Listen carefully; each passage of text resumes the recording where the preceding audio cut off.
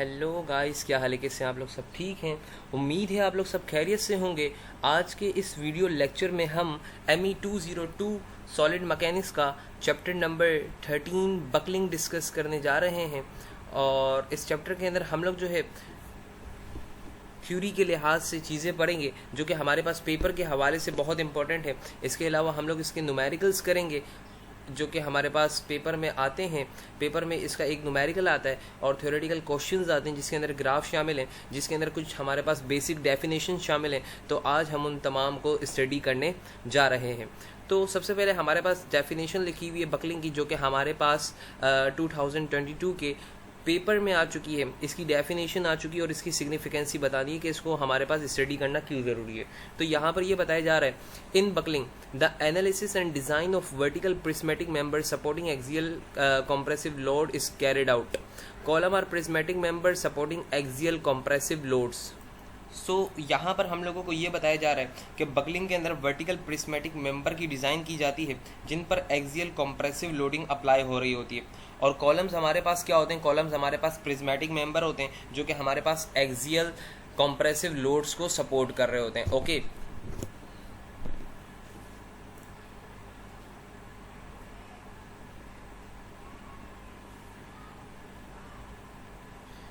इसके बाद हम लोगों को ये बताया जा रहा है कि the analysis and design of vertical structure failure are preventing by designing structure so the maximum stress and maximum displacement remain tolerable limits. अच्छा, हमारे पास इसके जो है दो प्राइमरी कंसर्न्स होते हैं, दो हमारे पास इसके मकासद होते हैं। पहला हमारे पास क्या है कि हमारे पास मटीरियल के अंदर मटीरियल जो है एक्सेसिव स्ट्रेस बर्दाश्त कर सके। ठीक है, उसके अंदर ये स्ट्रेंथ होनी चाहिए स्ट्रक्चर के अंदर कि वो हमारे पास एक्सेसिव स्ट्रेस बर्दाश्त कर सके। और उसके अंदर हमारे पास दूसरी ये कैपेबिलिटी होनी चाहिए, ये सलाहियत होनी चाहिए कि वो अनएक्सपेक्टेबल डिफॉर्मेशन उसके अंदर ना आ रही हों। ठीक है, ये दो हमारे पास प्राइमरी कंसर्न्स होते हैं बकलिंग को स्टडी करने के, हमारे डिज़ाइन को अच्छा बनाने के लिए। अच्छा, बकलिंग हमारे पास किससे रिलेटेड है? बकलिंग रिलेटेड है हमारे पास स्टेबिलिटी ऑफ स्ट्रक्चर। हम लोग स्ट्रक्चर की स्टेबिलिटीज़ देखते हैं कि क्या आया जो हम लोगों ने स्ट्रक्चर बनाया है वो स्टेबल होगा, अनस्टेबल होगा। इन सारी बातों को जब हम लोग डिस्कस करते हैं तो that's mean we are talking about the buckling. Stability is related to the material ability to support given load without experiencing a sudden change in its configuration. ठीक है, स्टेबिलिटी हमारे पास ताल्लुक़ रखती है किससे? Ability to support load. हमारे पास लोड कितना बर्दाश्त किया जा रहा है without change in its configuration. उसकी कॉन्फ़िगरेशन में, उसकी बनावट में फ़र्क आने से पहले पहले कितना लोड बर्दाश्त किया जा रहा है। तो जब हम लोग इस चीज़ को स्टडी करते हैं that's mean we are talking about the buckling. अब इस स्लाइड के अंदर जो आपने बातें याद रखनी है वो क्या है? हमारे पास buckling is a form of instability. Buckling हमारे पास इनस्टेबिलिटी की फॉर्म है।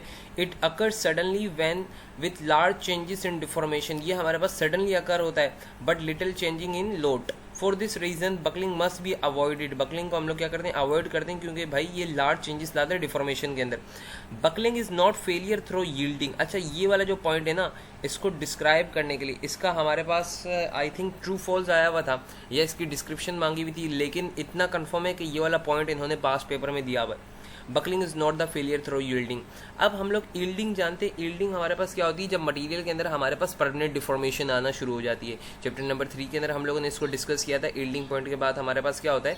मटेरियल के अंदर परमानेंट डिफॉर्मेशन आना स्टार्ट हो जाती है। तो बकलिंग हम लोग, और यील्डिंग क्या होता है? एक तरह से फेलियर होता है। तो बकलिंग हमारे पास यील्डिंग की वजह से आने वाला फेलियर नहीं है। ठीक है, ये बात आपने याद रखनी है। Due to the shape of structure element it can buckle under a load below the UTS। हमारे पास स्ट्रक्चर की शेप की वजह से हमारा एलिमेंट जो है बकल हो सकता है अंडर अ लोड के ऊपर बिलो द यूटीएस से पहले पहले। ठीक है, the maximum axial load a column can support when it is on the verge of buckling is called critical load. तो यहाँ से आप क्रिटिकल लोड की डेफिनेशन याद रख सकते हैं। जो मैक्सिमम एक्सियल लोड बिफोर, जब वो वर्ज ऑफ बकलिंग के ऊपर हो, जब उसके अंदर बकलिंग स्टार्ट होने वाली हो, तो हमारे पास वो लोड क्या कहलाता है? क्रिटिकल लोड कहलाता है। ऐसा लोड जिसके ऊपर बकलिंग स्टार्ट होने वाली हो, एट द वर्ज ऑफ वो बकलिंग हो, तो वो हमारे पास क्या कहलाता है? क्रिटिकल लोड कहलाता है। Any additional load more than the critical load will resulted in buckling of column. और अगर इससे ज़्यादा लोड होगा तो हमारे पास वो मटीरियल क्या कर जाएगा? बकल कर जाएगा। ओके, अच्छा, अब इस स्लाइड के अंदर हमारे पास जो है 3 तरह के इक्विलिब्रियम को डिस्कस किया गया है। इक्विलिब्रियम का मतलब होता है तवाज़ुन। हम लोगों ने ये इंटर के अंदर फर्स्ट ईयर फिजिक्स के अंदर भी पढ़ाया जाता है। चैप्टर नंबर 5 के अंदर 3 टाइप्स पढ़ाई जाती हैं इक्विलिब्रियम की, स्टेबल इक्विलिब्रियम, अनस्टेबल इक्विलिब्रियम और न्यूट्रल इक्विलिब्रियम।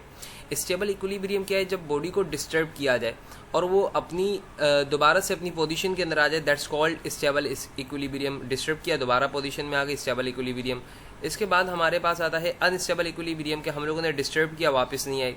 इसके बाद हमारे पास आता है न्यूट्रल इक्विलिब्रियम के बॉडी की पोजीशन के ऊपर कुछ फर्क ही नहीं पड़ा, तो वो न्यूट्रल इक्विलिब्रियम कहलाता है। इसकी कंडीशंस याद रखना है। इसकी ये वाली कंडीशन आपने याद रखनी है कि आपके पास जो डिस्टर्बिंग फोर्स है वो लेस देन है रीस्टोरिंग फोर्स से। ये जो KL/4 है ना, ये यहाँ पर हमारे पास है रीस्टोरिंग फोर्स, ओके। और ये जो हमारे पास P है, ये P हम लोगों के पास है डिस्टर्बिंग फोर्स। तो अगर हमारे पास रीस्टोरिंग फोर्स ग्रेटर देन हुई डिस्टर्बिंग फोर्स से, तो हमारे पास स्टेबल इक्विलिब्रियम होगा। अगर हमारे पास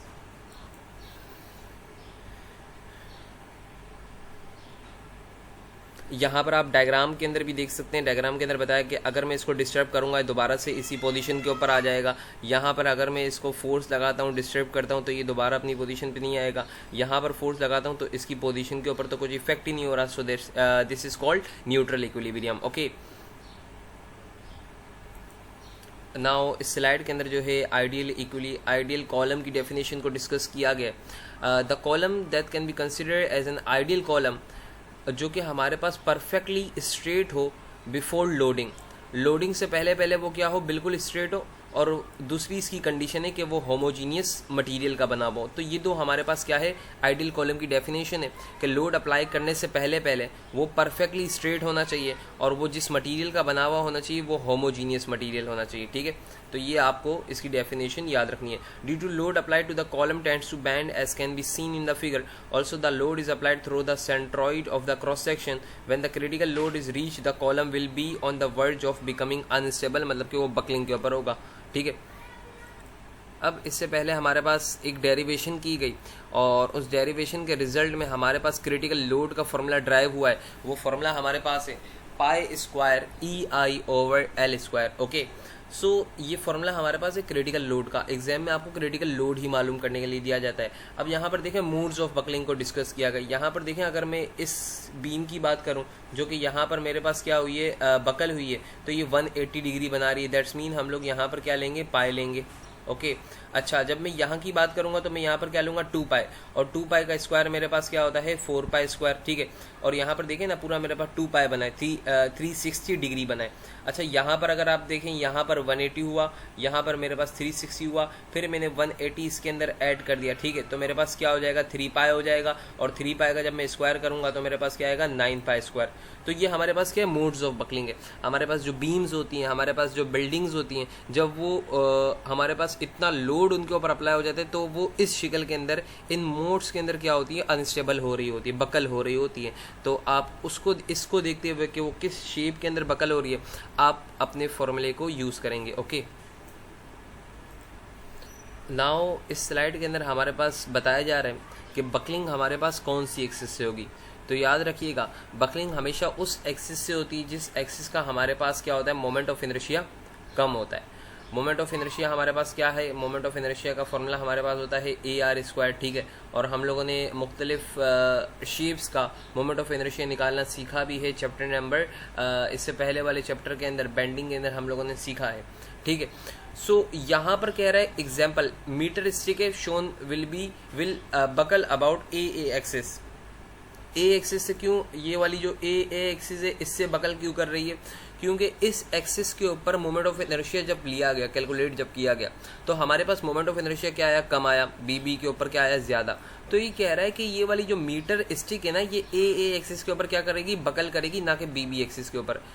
अगला पॉइंट जो कि बहुत इंपॉर्टेंट है, और ये पॉइंट जो है हमारे पास एग्जाम में आया हुआ है कि इंजीनियर ये क्यों कोशिश करते हैं, इंजीनियर्स इस बात की क्यों कोशिश करते हैं कि हमारे पास जो मोमेंट ऑफ इनर्शिया है वो सेम रहे, एक्सिस के अंदर सेम रखते हैं। इसकी वजह यह है कि हमारे पास अगर एक एक्सिस का मोमेंट ऑफ इनर्शिया कम होगा, उसके अंदर मटेरियल कम यूज़ किया हुआ है, तो वो हमारे पास जल्दी बकल हो जाएगा, वो पहले बकल हो जाएगा, तो हमारा पूरा का पूरा सिस्टम क्या हो जाएगा, फेल हो जाएगा। तो लिहाजा वो क्या करते हैं, वो मोमेंट ऑफ इनर्शिया जो है दोनों एक्सिस के अंदर सेम रखते हैं। दोनों एक्सिस के अंदर जब मोमेंट ऑफ इनर्शिया सेम रखते हैं तो ऐसा नहीं होता किसी के अंदर मटेरियल ज़्यादा यूज़ करना पड़ रहा है, किसी के अंदर कम यूज़ करना पड़ता है, दोनों के अंदर बराबर बराबर यूज़ होता है। और इस तरीके से हमारे पास ये जो मेथड है ये इकोनॉमिकली हमारे पास क्या है, बेहतर है। इस वजह से इंजीनियर्स कोशिश करते हैं कि मोमेंट ऑफ इनर्शिया क्या रखा जाए, सेम रखा जाए। ओके, इसके बाद हमारे पास फॉर्मूला दे रहा है कि I is equal to AR² होता है। R मेरे पास क्या रेडियस ऑफ कर्वेचर है, ठीक है। अच्छा, इसके बाद हम लोग आते हैं ज्योमेट्रिकल रेशियो। लेंथ और रेडियस का जो रेशियो होता है ना, वो याद रखिएगा, वो क्या कहलाता है, slenderness ratio. The ratio of length और रेडियस हमारे पास कहलाता है slenderness ratio. It is the measure of column's flexibility and help in classifying column as short, long and intermediate. ये हमारे पास कॉलम की फ्लेक्सिबिलिटी को मेजर करता है और हम लोगों को ये बताता है कि हमारा जो कॉलम है वो शॉर्ट है, लॉन्ग है या इंटरमीडिएट है। ओके, ये हम लोगों को दो बातें बताता है, ये याद रखिएगा, कॉलम की फ्लेक्सिबिलिटी और वो शॉर्ट है, लॉन्ग है या इंटरमीडिएट है। अच्छा जनाब, तो ये वाली डायग्राम जो है ये बहुत इंपॉर्टेंट है और ये हमारे पास जो है पास पेपर में आई हुई है, हमारे पेपर में आई थी। इसको डिफ़ाइन करने का कहा गया था कि डिफ़ाइन करें इसके अंदर क्या बताया जा रहा है। तो आइए देखते हैं, चलते हैं इस ग्राफ की जानिब। यहाँ पर कह रहा है कि for a column critical stress is plotted against cylinders ratio. Critical load को प्लॉट किया गया सिलेंडरस रेशियो के अगेंस्ट, ठीक है, पहली बात। दूसरी बात यहाँ पर ये कह रहा है कि यहाँ पर हम लोगों ने क्रिटिकल स्ट्रेस और सिलेंडरस रेशियो की डायग्राम आपको दिखाई है, स्टील और एल्यूमिनियम की, दो मटेरियल की दिखाई है, ठीक है। तीसरी बात यहाँ पर ये कह रहा है कि और ये जो डायग्राम है ये उसके ऊपर प्लॉट की गई है कि हमारा मटेरियल फेल नहीं हो रहा, ना तो यील्डिंग के ऊपर ना तो बकलिंग के ऊपर। और ये जो है हम लोगों ने रखा हुआ है क्रिटिकल स्ट्रेस से नीचे नीचे इसकी डायग्राम बनाई है, मतलब कि ये फेल नहीं हो रहा और ना यील्डिंग के ज़रिए फेल हो रहा है ना बकलिंग के ज़रिए। और ये डायग्राम हम लोगों ने बनाई है क्रिटिकल स्ट्रेस से नीचे रखते हुए वैल्यूज़ को। ओके, नाउ आपको यहाँ पर डिस्कस करवाया जा रहा है कि हमारे पास minimum slenderness ratio for steel जो है वो कितना है 89 और एल्यूमिनियम का क्या है 60.5। अच्छा, ये सिलेंडरस रेशियो किस बिहाफ के ऊपर लिया गया, ये लिया गया है हमारे पास क्रिटिकल स्ट्रेस और यील्डिंग स्ट्रेस को देखते हुए। मतलब कि हमारे पास वो स्ट्रेस जिसके ऊपर हमारा मटेरियल यील्ड करना स्टार्ट कर रहा था, जिस डायमेंशन के ऊपर, जिस मिनिमम डायमेंशन के ऊपर मटेरियल के ऊपर हम लोगों ने जब लोड अप्लाई किया तो जिस डायमेंशन के ऊपर वो यील्ड करना स्टार्ट कर रहा था उसके ऊपर परमानेंट डिफॉर्मेशन आ रही थी, वो मिनिमम डायमेंशन इन्होंने नोट की है किसी तरीके से। तो ये कह रहे हैं कि स्टील की 89 होती है और एल्यूमिनियम की क्या होती है 60.5। अगर हमारे पास हम लोग क्या करते हैं, इस सिलेंडरस रेशियो से ऊपर कम करते हैं वैल्यूज़ अपनी, ये देखें बिलो दिस वैल्यू, इन वैल्यू से कम, column will exceed the yield value. Column क्या कर देगा, यील्ड वैल्यू से तजावुज़ कर जाएगा, कॉलम यील्ड वैल्यू से बढ़ जाएगा बिफोर बकलिंग, बकलिंग से पहले and can occur and therefore Euler formula is not valid. अच्छा, अब होगा पता है क्या, आगे न्यूमेरिकल के अंदर ना आपको स्ट्रेस निकालने के लिए देगा। आपको यील्ड स्ट्रेस मालूम होगा, तकरीबन यील्ड स्ट्रेस स्टील का होता है 36 KSI होता है। और आप जो स्ट्रेस निकालोगे बिलफर्स आपका, अगर क्रिटिकल स्ट्रेस जो है ना, क्रिटिकल स्ट्रेस आपका ग्रेटर आ गया यील्डिंग से, तो आप क्या बोलोगे कि हमारे पास ऑयलर फार्मूला अप्लाई नहीं हो रहा। आपको अगर मैं दिखा सकूं यहाँ पर,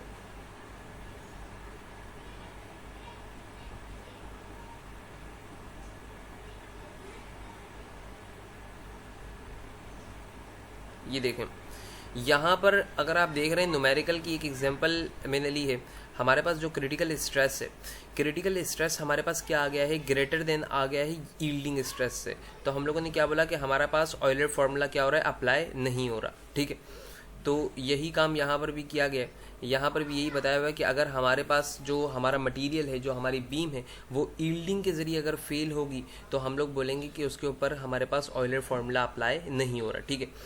कॉलम है slenderness ratio less than above mentioned are the short column. उन कॉलम का जिनका हमारे पास सिलेंडरस रेशियो इससे कम होता है वो हमारे पास क्या होते हैं, शॉर्ट कॉलम्स होते हैं, ठीक है।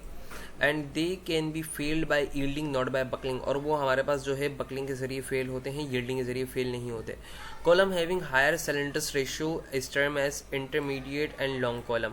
वो कॉलम का जिनका सिलेंडरस रेशियो हमारे पास इससे ज़्यादा होता है वो हमारे पास इंटरमीडिएट और लॉन्ग कॉलम्स होते हैं, ठीक है।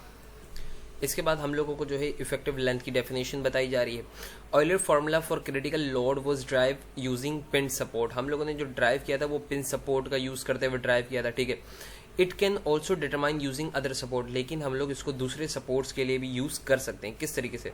Many design codes provide column formula that use a dimension less coefficient called के। हम लोग एक डायमेंशन लेस कोफिशिएंट यूज़ करते हैं दूसरे सपोर्ट के लिए यूज़ करने के लिए, जो कि हमारे पास क्या कहलाता है? के कहलाता है।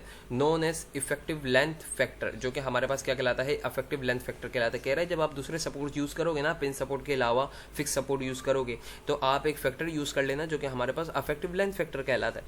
जो इफेक्टिव लेंथ है represent the distance between the zero moment points, this distance is called effective length। effective length की डेफिनेशन बता रहा है दो जीरो मोमेंट पॉइंट्स के दरमियान का जो डिस्टेंस होता है वो हमारे पास क्या कहलाता है? वो हमारे पास इफेक्टिव लेंथ कहलाता है, ठीक है। याद रखिएगा, दो जीरो मोमेंट पॉइंट के दरमियान का डिस्टेंस हमारे पास इफेक्टिव लेंथ कहलाता है। तो ऑयलर फॉर्मूले के अंदर जब मैं हमारे पास के फैक्टर की इंट्रोडक्शन करवाऊंगा तो मैं यहाँ पर कर दूंगा के एल का होल स्क्वायर मैंने कर दिया, ठीक है। अब यहाँ पर नीचे देखें, आपको मुख्तलिफ सपोर्ट्स दिए गए। जब आपके पास दोनों तरफ जो है पिन सपोर्ट हो, या ये भी हमारे पास पिन है और ये भी हमारे पास पिन है, पिन एंड्स हो, तो आप के की वैल्यू क्या ले लेते हो? 1 ले लेते हो, जिसकी ज़रिए आपने फार्मूला ड्राइव किया है। लेकिन सपोज करें आपके पास एक फिक्स सपोर्ट है और दूसरा आपके पास क्या है? फ्री है, तो आप के की वैल्यू क्या ले लेते हो? 2 ले लेते हो। ये आपको याद रखनी है। अगर आपके पास दोनों जो है फिक्स सपोर्ट हैं तो आप जो है के की वैल्यू क्या ले लेते हो? 0.5 ले लेते हो। अगर आपके पास एक पिन सपोर्ट है और एक फिक्स सपोर्ट है तो आप के की वैल्यू क्या ले लेते हो? 0.7, क्योंकि दोनों साथ आ गए तो इस वजह से क्या ले लेते हैं? 0.7, 0.7, ठीक है। याद रखिएगा 0.5 दो फिक्स, एक फिक्स और एक ओपन, तो 2 हमारे पास अगर दो पिन है तो हम लोग क्या ले लेते हैं? के ले लेते हैं, ओके। तो प्रॉब्लम नंबर 1 की तरफ आते हैं।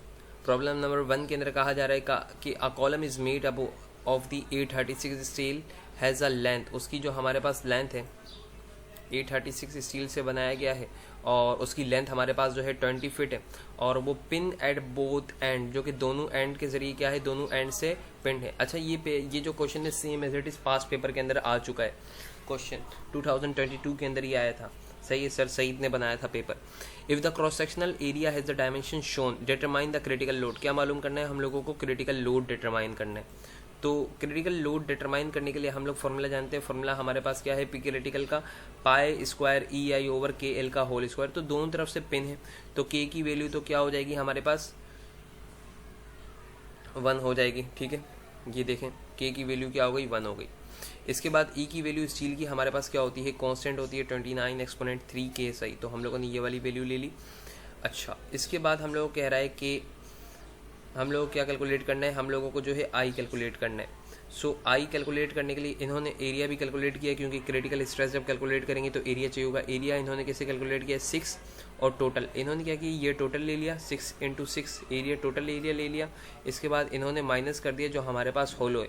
होलो यहाँ से कितना है? 5.5, और यहाँ से भी कितना होगा? जब 0.25 यहाँ से माइनस करूँगा, यहाँ से माइनस करूँगा तो ये भी आ जाएगा 5.5। तो हमारे पास एरिया आ गया 5.75 इंच स्क्वायर, ठीक है। अच्छा, आई की वैल्यू भी इन्होंने इसी तरीके से निकाली, क्योंकि बॉडी सिमेट्रिक है तो हमारे पास आई की वैल्यू आई एक्स के ऊपर भी ये वाली जो हमारे पास बॉडी है ये एक्स एक्सिस और वाई एक्सिस दोनों से क्या है? सिमेट्रिक है। तो यहाँ पर हम लोग आई की वैल्यू किस तरीके से निकालेंगे? हम लोग 1/12 लिखा, टोटल हम लोगों ने एरिया ले लिया, बी डी का क्यूब कर लिया हम लोगों ने, माइनस कर दिया 1/12 बी डी का क्यूब, सही, जो हमारे पास होल है। तो हमारे पास मोमेंट ऑफ इनर्शिया भी कैलकुलेट हो गया। इन तमाम वैल्यूज़ को हम लोगों ने जो है क्रिटिकल लोड के फॉर्मूले के अंदर सब्सिट्यूट किया, पाई स्क्वायर ई आई के एल स्क्वायर, तो हमारे पास क्या आ गया? क्रिटिकल लोड कैलकुलेट हो गया। इसके बाद हम लोग कह रहा है कि ऑयलर फार्मूला वैलिड होगा जब हमारे पास क्रिटिकल स्ट्रेस कब होगा? यील्ड स्ट्रेस से कम होगा। तो हम लोगों ने क्या किया? क्रिटिकल स्ट्रेस निकाल के देख लिया, तो हमारे पास क्रिटिकल स्ट्रेस आ रहा था 27.4। दैट्स मीन जो कि हम लोगों ने वैल्यू कैलकुलेट की है वो बिल्कुल सही है, और इसके ऊपर हमारे पास ऑयलर फार्मूला अप्लाई हो रहा है, और ये जो हमारे पास बीम है ये हमारे पास बकल करेगी, ना कि यील्ड करेगी इस लोडिंग के ऊपर, ठीक है।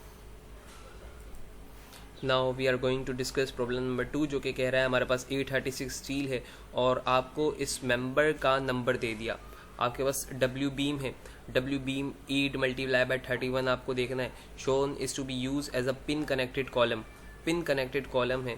Determine largest axial axial load it can support before it either begins to buckle or to yield. ये हमारे पास बकल कर रहा है या यील्ड कर रहा है, ये आपने बताना है, ठीक है।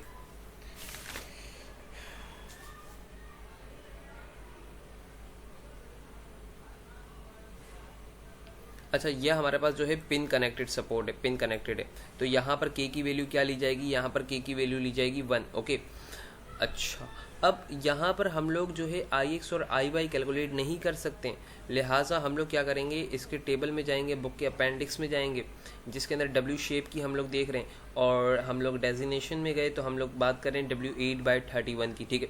तो याद रखिएगा हम इन तमाम वैल्यूज़ को नोट कर लेंगे, एरिया को, डेप्थ को, डी को, वेब थिकनेस को और फ्लैंच को, ये सारी चीज़ों को आप क्या कर लोगे, नोट डाउन कर लोगे। आई एक्स को, एस की वैल्यू का कोई काम नहीं होता, आर एक्स को नोट डाउन कर लोगे, आई वाई को नोट डाउन कर लोगे, ठीक है, और आर को नोट डाउन कर लोगे। यहाँ पर इन्होंने नोट डाउन कर लिया एरिया को, आई एक्स को, आई वाई को नोट डाउन इन्होंने किया, और अब इन्होंने क्या देखा, ये कह रहे हैं कि हमारे पास बकलिंग, क्योंकि हम लोग जानते हैं उस एक्सिस के अंदर होती है जिसका मोमेंट ऑफ इनर्शिया कम होता है, तो ये कह रहे हैं कि आई वाई की हमारे पास जो है वैल्यू स्मॉलर है, तो उसके अंदर हमारे पास क्या होगी, बकलिंग होगी। तो इन्होंने क्रिटिकल लोड का फॉर्मूला लगाया π² EI डिवाइडेड बाय KL², और आई की वैल्यू इन्होंने कौन सी रखी, वाई एक्सिस वाली, क्योंकि वो हमारे पास क्या है, वो हमारे पास मिनिमम वैल्यू है, वहाँ पर बकलिंग होगी। तो इनके पास क्रिटिकल लोड कितना आया, 512। अब ये कह रहे हैं कि ऑयलर फार्मूला उस वक्त अप्लाई होगा, ऑयलर फार्मूला उस वक्त अप्लाई होगा जब क्रिटिकल लोड कम होगा, यील्डिंग क्रिटिकल स्ट्रेस कम होगा यील्डिंग स्ट्रेस से। तो इन्होंने क्रिटिकल स्ट्रेस निकाला एरिया से डिवाइड करके, जो इन्होंने एरिया निकाला था, ठीक है, जो इन्होंने एरिया निकाला था 9.13 उससे। अब इन्होंने क्या किया, जब स्ट्रेस कैलकुलेट किया तो वो कितना आ गया, 56.1 आ गया, जो कि हमारे पास ग्रेटर है 36 से। तो हम लास्ट में कह देंगे कि हमारे पास ऑयलर फार्मूला अप्लाई नहीं हो रहा, और जो कॉलम है वो फेल्ड हो जाएगा due to yielding not by the buckling. तो हम लोग क्या करेंगे, अब हम लोग वो ये वाला क्रिटिकल लोड हमारे पास क्या होगा, सबका सब गलत हो गया। तो अब क्रिटिकल लोड निकालने का तरीका क्या है, आप यील्डिंग स्ट्रेस रख दो और आप जो है नीचे एरिया रख दो और उसके ज़रिए क्या निकाल लो, क्रिटिकल लोड निकाल लो, ठीक है। ये आपके पास क्या हो जाएगी, करेक्शन हो जाएगी। मतलब अगर आपके पास गलती, आप किस तरीके से गलती आपके सामने आएगी कि अगर आपका क्रिटिकल लोड ज़्यादा आ रहा है, फिर उसको सही करने के लिए आप क्या रखोगे, आप अपना यील्डिंग स्ट्रेस रखोगे और उसको एरिया से मल्टीप्लाई करा दोगे, तो आपके पास आ जाएगा क्रिटिकल लोड, और वो क्या होगा, वो लोड हमारे पास करेक्ट लोड होगा, ठीक है। आगे हम लोग डिस्कस करने जा रहे हैं सेकंड फार्मूला। तो कह रहा है कि ऑयलर फार्मूला ड्राइव किया गया जब हमारे पास लोड अप्लाई हो रहा था सेंट्रॉइड ऑफ द कॉलम के ऊपर, बिल्कुल सेंट्रॉइड के ऊपर अप्लाई होता था, ठीक है।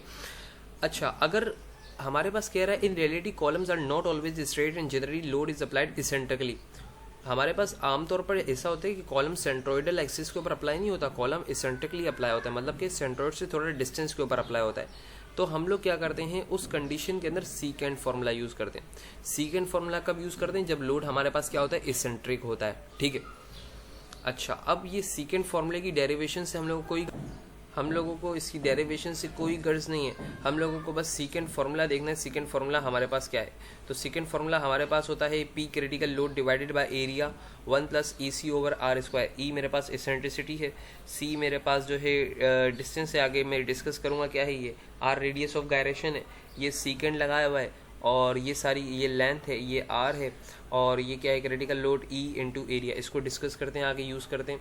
अच्छा, और इसका ग्राफ हमारे पास क्या कह रहा है, plot of EC/R²। Again stress, हम लोगों ने इसको प्लॉट किया है, स्ट्रेस को, और सिलेंडरस, ये स्ट्रेस है और ये हमारे पास क्या है, slenderness ratio. Plot of EC/R², ये अच्छा, इन दोनों के दरमियान में जो ग्राफ बनता है ना, स्ट्रेस और सिलेंडरस रेशियो के दरमियान में, वो ग्राफ कहलाता है EC/R² का ग्राफ, ठीक है। ये कर्व क्या कहलाते हैं, EC/R² के कर्व्स कहलाते हैं। अच्छा, EC/R² equal to 0 gives equation of Euler curve. अगर EC/R² हमारे पास 0 हो जाएगा, बिल्कुल 0 हो जाएगा, तो वो हमारे पास किसकी इक्वेशन दे रहा होगा, वो ऑयलर कर्व की इक्वेशन दे रहा होगा। Graph show big changes in load carrying capacity of a column with respect to E. ये कह रहा है कि अगर आप ई की वैल्यू को, इसेंट्रिसिटी को आप तब्दील करते जाते हो ना, तो आप स्ट्रेसेस के अंदर बहुत ज़्यादा फर्क देखते हो। पहली वाली देखें, आपके पास C/R² सपोज करें कांस्टेंट है, ई की वैल्यू सबसे टॉप के अंदर क्या है, कम है, नीचे आते जाते हमारे पास नीचे आते जैसे ही आ रहे हैं तो ई की वैल्यूज़ के अंदर इजाफा हो रहा है।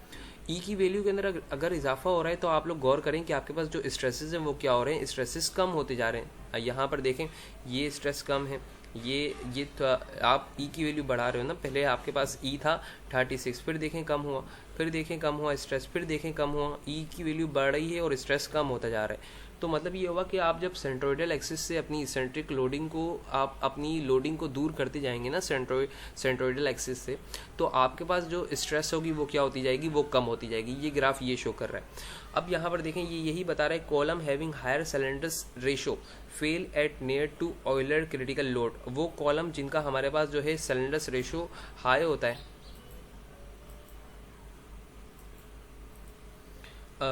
हाई सिलेंडर्स रेशियो होता है, वो होते हैं ऑयलर क्रिटिकल लोड के ऊपर फेल हो जाते हैं। Selection of E is very important in column designing. हमारे पास इसकी जो सिलेक्शन है वो बहुत ज़्यादा इंपॉर्टेंट है कॉलम डिज़ाइनिंग के अंदर, ठीक है।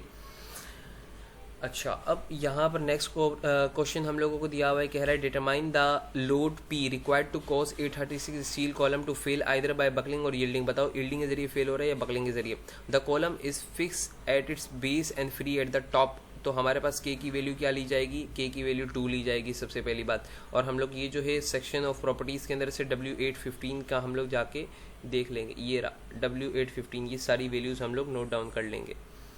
तो ये सारी वैल्यूज़ हम लोगों ने नोट डाउन कर ली। अब कह रहा है buckling about the Y Y axis.